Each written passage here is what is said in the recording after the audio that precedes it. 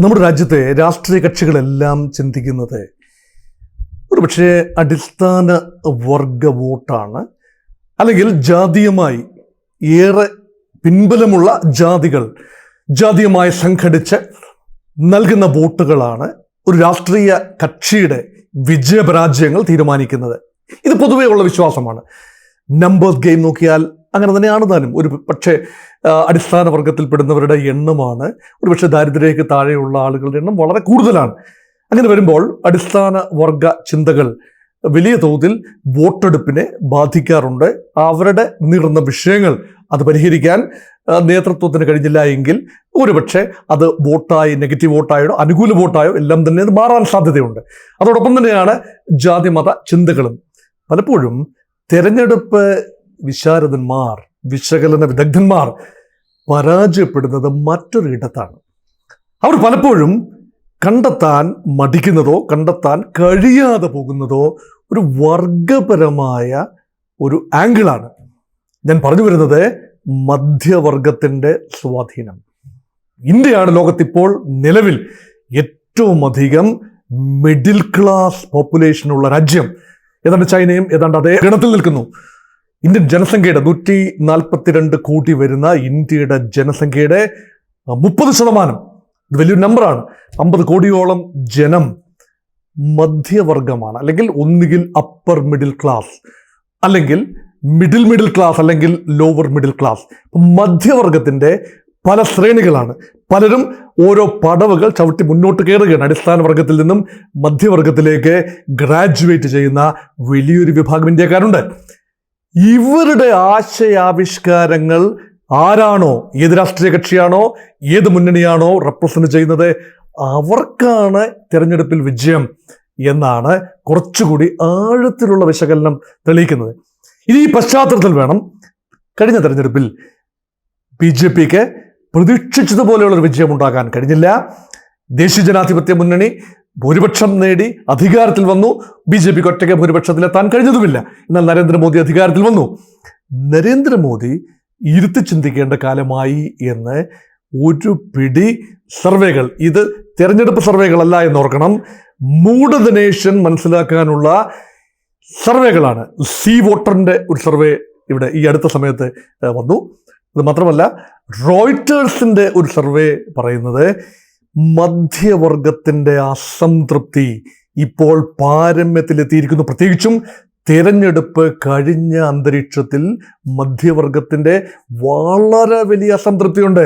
പ്രത്യേകിച്ച് ബഡ്ജറ്റ് കൂടി കഴിഞ്ഞപ്പോൾ നിർമ്മല സീതാരാമൻ കഴിഞ്ഞ ആഴ്ച അവതരിപ്പിച്ച ബഡ്ജറ്റ് മധ്യവർഗ താല്പര്യങ്ങളെ ഒരുപാട് പ്രതികൂലമായി ബാധിച്ചു എന്നാണ് റോയിറ്റേഴ്സിന് സർവേ കാട്ടുന്നത്. ഇതിനെ നമ്മൾ കൂട്ടി വായിക്കേണ്ടത് ഇനി വരാൻ പോകുന്ന സെപ്റ്റംബറിൽ നടക്കേണ്ട 4 സംസ്ഥാന തെരഞ്ഞെടുപ്പുകൾ, 3 സംസ്ഥാനങ്ങളും ജമ്മു ആൻഡ് കശ്മീരും ചേർന്ന് നടക്കേണ്ട തെരഞ്ഞെടുപ്പിന് തൊട്ട് മുൻപ് ഈ മധ്യവർഗത്തിന്റെ, പ്രത്യേകിച്ച് മഹാരാഷ്ട്ര എന്ന വലിയ സംസ്ഥാനത്തിന്റെ മധ്യവർഗം, അതുപോലെ ഹരിയാന, അതുപോലെ ജാർഖണ്ഡ് ചെറിയ സംസ്ഥാനങ്ങൾ, അതുപോലെ ജമ്മു ആൻഡ് കശ്മീർ, ഈ 3 സംസ്ഥാനങ്ങളിൽ തെരഞ്ഞെടുപ്പ് ഉടനടി വരേണ്ടതുണ്ട്.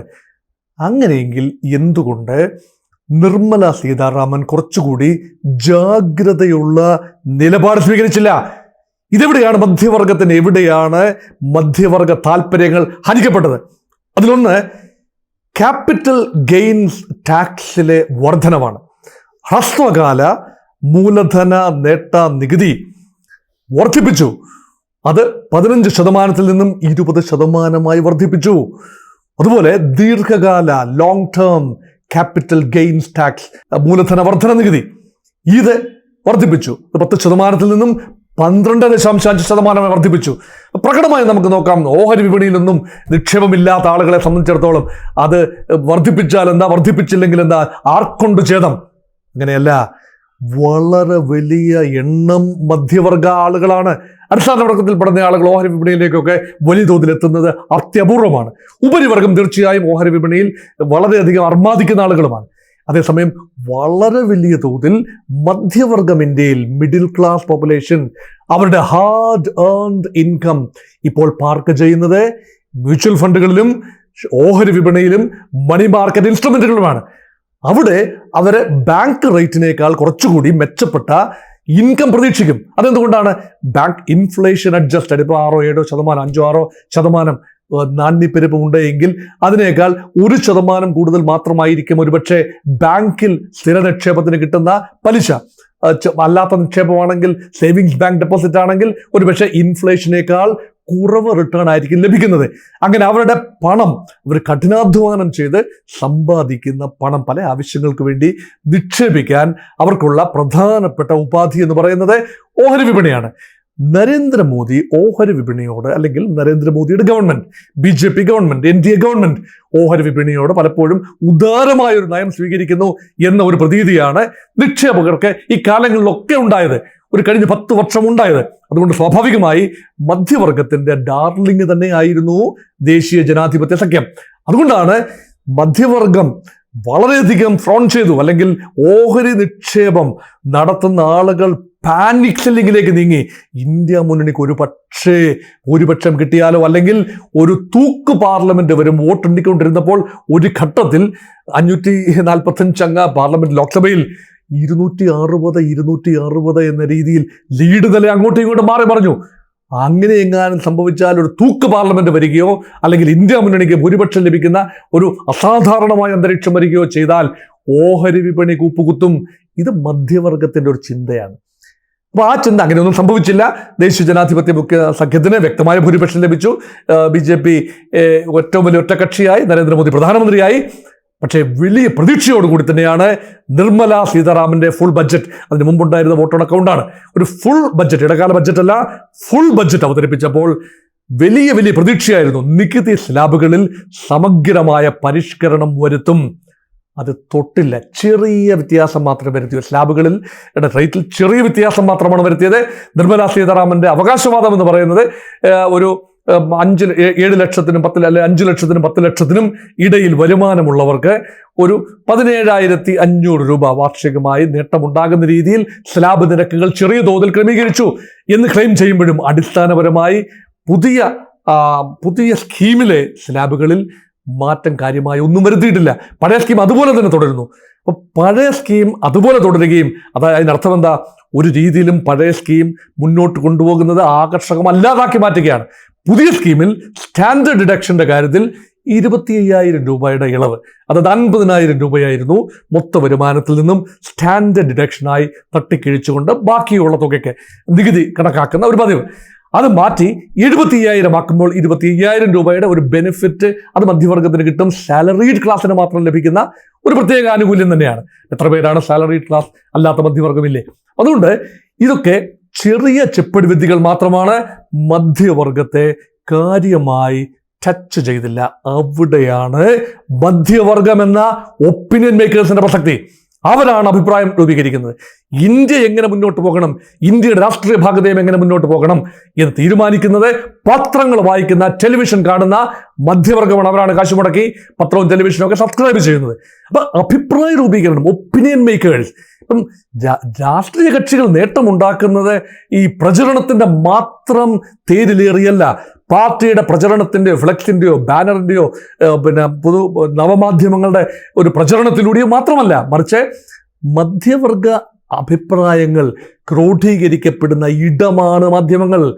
ഞാൻ പറഞ്ഞല്ലോ, മാധ്യമങ്ങൾ കൂടുതലായി ഉപയോഗിക്കുന്ന മധ്യവർഗമാണ്. അതുകൊണ്ട് മധ്യവർഗ താല്പര്യം വല്ലാതെ വ്രണപ്പെട്ടിരിക്കുന്നു എന്ന് 2 ഏജൻസികൾ വളരെ ശാസ്ത്രീയമായി അഭിപ്രായ സർവേകളിൽ പറഞ്ഞിരിക്കുന്നു. അത് വലിയൊരു വാർണിംഗ് ആണ്. അത് ഭാരതീയ ജനതാ പാർട്ടിക്കും NDAയ്ക്കും പ്രധാനമന്ത്രി നരേന്ദ്രമോദിക്കും നിർമ്മല സീതാരാമനും എല്ലാമുള്ള ഒരു വലിയ താക്കീതാണ്. മധ്യവർഗത്തിന് അടിസ്ഥാനപരമായ എന്തെങ്കിലും പ്രയോജനം അവരെ കരുതുന്നു എന്ന ഒരു തോന്നൽ നൽകിയില്ല എങ്കിൽ ഒരുപക്ഷെ മധ്യവർഗ പിന്തുണ BJPയിൽ നിന്നും മാറിപ്പോവും. അതോടൊപ്പം ചേർത്ത് വായിക്കേണ്ട ഒന്നാണ്, വളരെ വലിയ തോതിൽ ജാതീയമായി സംഘടിപ്പിക്കാൻ ഇന്ത്യ മുന്നണി, ഇന്ത്യയെ ജാതീയമായി അല്ലെങ്കിൽ ജാതി സെൻസസിന്റെ ചിറകിലേറി വളരെ വലിയ നേട്ടങ്ങൾ കൈവരിക്കാനായി രാഹുൽ ഗാന്ധിയുടെ നേതൃത്വത്തിൽ ഇന്ത്യ മുന്നണി വൻ ശ്രമമാണ് നടന്നുകൊണ്ടിരിക്കുന്നത്. നോക്കൂ, ബഡ്ജറ്റ് ചർച്ചാ സമയത്ത് നാടകീയമായി രാഹുൽ ഗാന്ധി ഒരു ചിത്രം ഉയർത്തിക്കാട്ടി. ബജറ്റിന് തൊട്ട് മുൻപ് ബജറ്റ് തയ്യാറെടുപ്പ് 20 പേര് അടങ്ങുന്ന ഒരു ചെറിയ ഗ്രൂപ്പാണ് ഈ നിർമ്മല സീതാരാമനോടൊപ്പം ചേർന്ന് നിന്നുകൊണ്ട്, ധനകാര്യമന്ത്രിയോടൊപ്പം ചേർന്ന് നിന്നുകൊണ്ട് ബജറ്റ് തയ്യാറാക്കുന്നത്. അതിൽ കേവലം 2 പേര് മാത്രമാണ് OBC ദളിത് വിഭാഗത്തിൽ നിന്നുള്ളവർ. അത് മാത്രം ചൂണ്ടിക്കാണിച്ചു മറ്റാരും കാണാതെ പോയ ഒരു ആംഗിൾ ശ്രീ രാഹുൽ ഗാന്ധി ബജറ്റിനുള്ള മറുപടി പ്രസംഗത്തിൽ, ബജറ്റ് ചർച്ചയ്ക്ക് മധ്യേ ഈ ബാനർ, ഈ ഒരു ചിത്രം ഉയർത്തിക്കാട്ടിക്കൊണ്ട് ഹൽവ ഉണ്ടാക്കുന്ന ചിത്രമാണ്. ഒരു ആചാരപരമായി ഒരു ഹൽവ വിതരണം നടക്കുന്ന ഒരു സമയം കൂടിയാണ്. ഈ ചർച്ചകളെല്ലാം കഴിഞ്ഞ് ബജറ്റിന്റെ ഒരു അലകും പിടിയും എല്ലാം ആയിക്കഴിഞ്ഞ് അവതരിപ്പിക്കുന്നതിന് തൊട്ട് മുൻപ് ഉള്ള ആലസ്യ നിമിഷം, ആ നിമിഷത്തിൽ എടുത്ത ഫോട്ടോയാണ്. ഹൽവ നിർമ്മാണ വേളയിൽ എടുത്ത ഫോട്ടോ ചൂണ്ടിക്കാണിച്ചു പറയുകയാണ്, ഇന്ത്യയുടെ ജനസംഖ്യയുടെ 73% വരുന്ന ദളിതുകൾ, OBCകൾ, ട്രൈബൽ വിഭാഗക്കാർ, ന്യൂനപക്ഷങ്ങൾ, ഇതെല്ലാം ചേർന്ന 73% ആളുകളുണ്ട്. 73% ആളുകളുടെ പ്രാതിനിധ്യം ഇവിടെ ബജറ്റിന്റെ പ്രിപ്പറേഷൻ വേളയിൽ കേവലം 2 പേരിലേക്ക് ഒതുങ്ങുന്നു. ഇത് വലിയൊരു സന്ദേശമാണ്. അപ്പൊ അടിസ്ഥാന വർഗത്തെ, പ്രത്യേകിച്ചും ജാതികളുടെ പിന്നാക്ക വിഭാഗങ്ങളെ ഒരുമിച്ച് നിർത്താൻ വളരെ വലിയ തോതിൽ ഇന്ത്യ മുന്നണി ശ്രമിച്ചു. ഉത്തർപ്രദേശിലും മഹാരാഷ്ട്രയിലുമൊക്കെയുള്ള BJPയുടെ പരാജയത്തിന്റെ പിന്നിൽ വളരെ വലിയ ഘടകമായത് ഒരുപക്ഷെ ഈ ജാതി സെൻസസ് നടത്തും എന്ന ഇന്ത്യ മുന്നണിയുടെ ഒരു പ്രചരണവും, അതുമല്ല എങ്കിൽ ഈ സംവരണം, നിലവിലുള്ള OBC സംവരണം BJP അട്ടിമറിക്കും എന്ന ഒരു പ്രതീതി ജനിപ്പിക്കുന്നതിൽ ഇന്ത്യ മുന്നണി ഒരു പരിധിവരെ വിജയിച്ചു. അതിനുള്ള തിരിച്ചടി കൂടിയാണ് BJP അനുഭവിച്ച കാര്യം.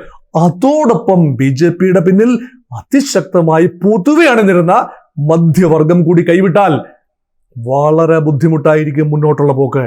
അതുകൊണ്ട് വളരെ തന്ത്രപരമായി സമീപനം സ്വീകരിക്കാനുള്ള, നടപടികൾ സ്വീകരിക്കാനുള്ള സമയമാണ് ഗവൺമെന്റ് ഓഫ് ഇന്ത്യയുടെ മുമ്പിൽ. ധനകാര്യമന്ത്രി എത്രത്തോളം മാറ്റങ്ങൾ, ബജറ്റ് ചർച്ചയ്ക്കുള്ള ആത്യന്തികമായ കാര്യങ്ങളിൽ എന്തെല്ലാം മാറ്റം കൊണ്ടുവരാൻ ശ്രമിക്കും എന്നതുകൂടി മധ്യവർഗത്തെ അവസാന നിമിഷം ബജറ്റിൽ അവതരിപ്പിച്ചു കഴിഞ്ഞു. പക്ഷേ അവസാന നിമിഷം മധ്യവർഗത്തെ കൂടെ നിർത്താൻ, പാസിഫൈ ചെയ്യാൻ എന്തെങ്കിലും കൂടി നടപടികൾ ഉണ്ടാകുമോ, പ്രഖ്യാപനങ്ങൾ ഉണ്ടാകുമോ എന്നുകൂടി രാജ്യം കാത്തിരിക്കുന്നു.